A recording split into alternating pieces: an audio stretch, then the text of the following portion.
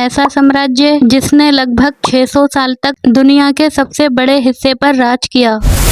लेकिन सोचिए, इतने लंबे समय तक एक ही साम्राज्य कैसे टिक सकता है? क्या उसके पास दुनिया की सबसे ताकतवर सेना थी, या फिर उसकी असली ताकत तलवार के पीछे छिपी हुई थी?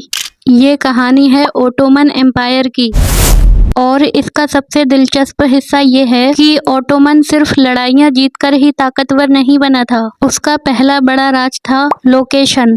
उसका साम्राज्य यूरोप और एशिया के बीच ऐसे इलाके में फैला था जहां से बड़े व्यापारिक रास्ते गुजरते थे। यानी जो ताकतवर था वो सिर्फ जमीन पर नहीं बल्कि व्यापार के रास्तों पर भी कंट्रोल रखता था। लेकिन असली खेल अभी बाकी था।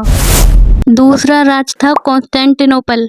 1453 में ओटोमन शासक मेहमद II ने कॉन्स्टेंटिनोपल पर कब्जा कर लिया, और ये सिर्फ एक शहर जीतना नहीं था। इस जीत ने ओटोमन एम्पायर को एक ऐसी रणनीतिक जगह दे दी जिसने उसकी ताकत को और बढ़ा दिया। लेकिन सवाल यह है, क्या सिर्फ शहर जीतने पर कोई साम्राज्य 600 साल तक टिक सकता है? बिल्कुल नहीं। तीसरा और शायद सबसे बड़ा राज था प्रशासन।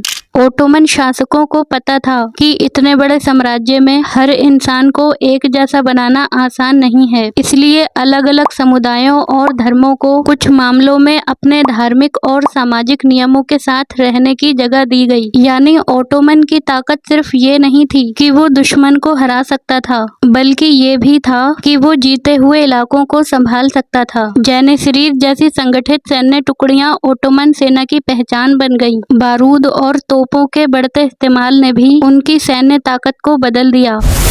तो ओटोमन एम्पायर का असली पावर सीक्रेट सिर्फ उसकी तलवार नहीं थी, बल्कि उसकी असली ताकत थी भूगोल, व्यापार, सेना, प्रशासन, इन चारों का खतरनाक कॉम्बिनेशन। और शायद यही वजह थी कि ये साम्राज्य कुछ दशकों नहीं, करीब 6 सदियों तक इतिहास में बना रहा। अब सवाल आपसे है, अगर आपको ओटोमन एम्पायर की सिर्फ एक ताकत चुननी हो तो आप किसे चुनेंगे? सेना, पैसा, भूगोल और प्रशासन? कमेंट में बताएं। और ऐसी ही हिस्ट्री की अनसुनी कहानियों के लिए चैनल इतिहास काल को सब्सक्राइब करें। धन्यवाद।